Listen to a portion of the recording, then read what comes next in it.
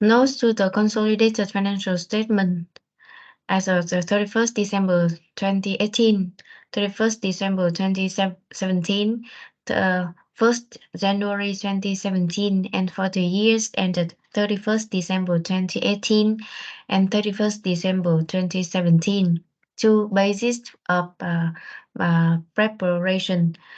2.1 Basis of preparation.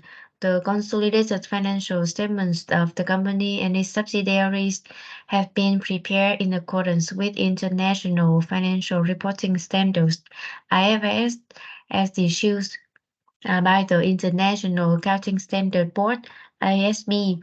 The consolidated financial statements have been prepared on a historical cost basis, except for financial instruments measured at fair value and certain recognized financial assets and the financial liability measured at amortized cost. The consolidated financial statements are presented in Vietnam đồng.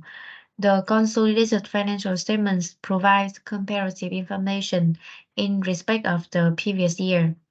In addition, the company and its subsidiaries represent an additional statement of financial position at the beginning of the preceding period.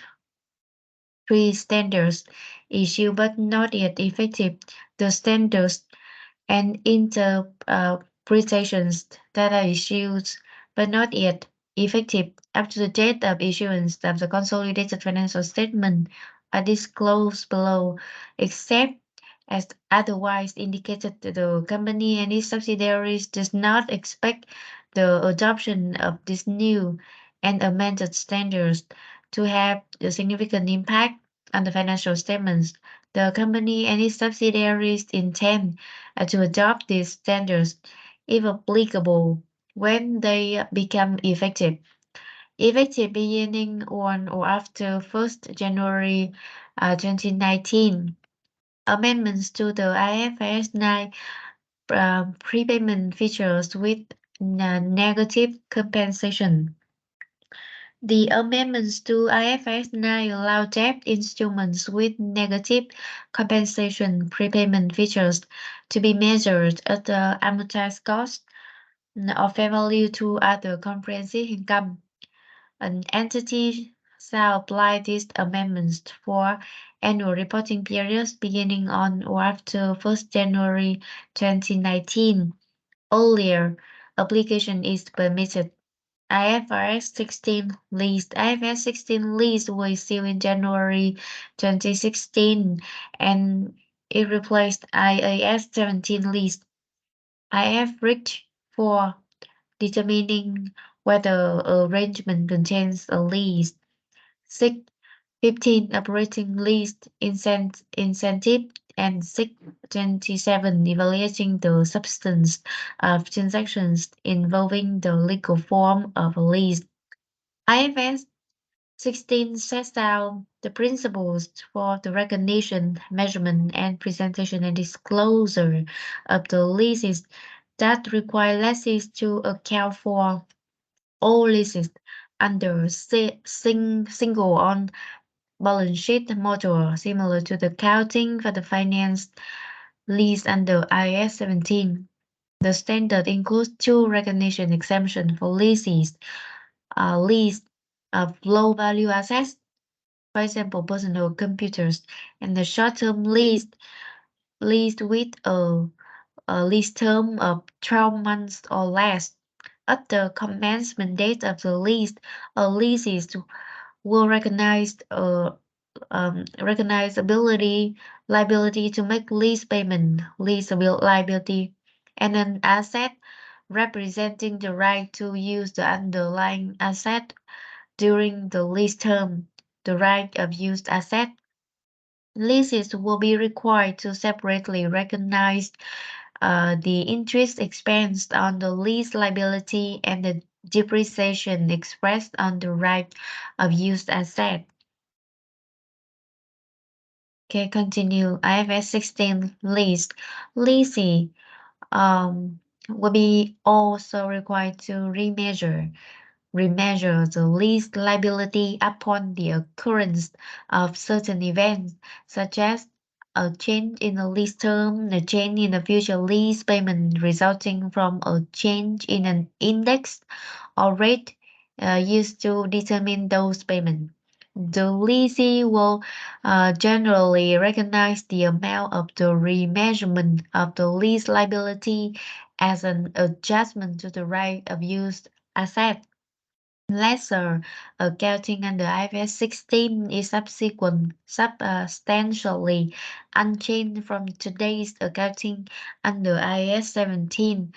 Lesser will continue to classify all leases using the same classification principles as in IAS 17 and distinguish between two types of leases, operating and finance leases.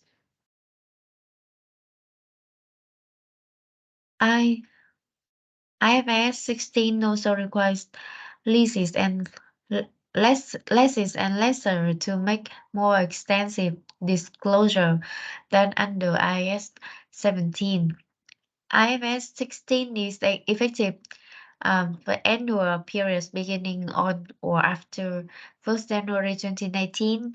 Early application is permitted, but not before an entity applied IFRS 15. A lessee can choose to apply the standard using either a full retrospective or a modified retrospective approach. The standard's transition provision permits certain reliefs. The company and its subsidiary are currently assessing the potential effect of IFRS 16 on its consolidated financial statement. Amendments to IAS 28. Long-term interest in associate and joint ventures. Amendment to IAS 28 clarified that entities should account for long-term interest in an associate or joint venture to which the equity method is not applied using IFRS 9. An entity shall apply these amendments for annual reporting periods beginning on or after January 1st, 2019. Earlier obligation is permitted. Annual improvement 2014 to 2016 cycle issued in December 2016. IFRS Interpretation 23 Uncertainty over income tax treatment. The interpretation addresses the accounting for income taxes when tax treatment invoiced uncertainly that affects the obligation of IAS 12 and does not apply to taxes or levies outside the scope of IAS 12 or does it specifically include a requirement relating to interest and penalties associated with uncertain tax treatment. The interpretation specifically addressed the following. One, whether an entity considers uncertain tax treatment separately, the assumptions an entity makes about the examination of tax treatments by taxation authorities, how an entity determines taxable profit, tax loss, tax basis, unused tax losses, unused tax credits, and tax rates, and how an entity considers changes in facts and circumstances. An entity must determine whether to consider each uncertain tax treatment separately or together with one or more other uncertain tax treatments. The approach that better predicts the resolution of the uncertainty should be followed. The interpretation is effective for annual reporting periods beginning on or after 1st January 2019, but certain transition reliefs are available. The company and its subsidiaries will apply the interpretation from its effective date. In addition, the company and its subsidiaries may need to establish processes and procedures to obtain information that is necessary to apply the interpretation on timely basis differ effectively. Effectivity. Amendment to IFRS 10 and IAS 28, sale or contribution assets between an investor and its associate or joint venture. The amendments address the conflict between IFRS 10 and IAS 28 in dealing with the loss of control of a subsidiary that is sold or contributed to an associate or joint venture. The amendments clarify that the gain or loss resulting from the sales or contribution of assets that constitute a business as this as defined in IFRS 3 between an investor and his associate or joint venture is recognized in full. Any gain or loss resulting from the sales or contribution of assets uh, that do not constitute a business, however, it is recognized only to the extent of unrelated of these amendments identify indefinitely, but an entity that only adopts the amendments must apply them prospectively, not retrospectively. The company and its subsidiary will apply these amendments when they become effective. For first-time adoption of IFRS, this consolidates the financial statement for the year ended 31st December 2018. At the first financial statement, the company and its subsidiary have prepared in accordance with IFRS for a period up to and including the year ending 31st December 2018, the company and its subsidiaries prepare consolidated financial statement in accordance with Vietnamese accounting standard, Vietnamese enterprise accounting system, and the statutory requirements relevant to the preparation and presentation of the consolidated local GAAP. However, the company and its subsidiary have prepared the consolidated financial statement that comply with IFRS applicable as at end for the year ended 31st December 2018.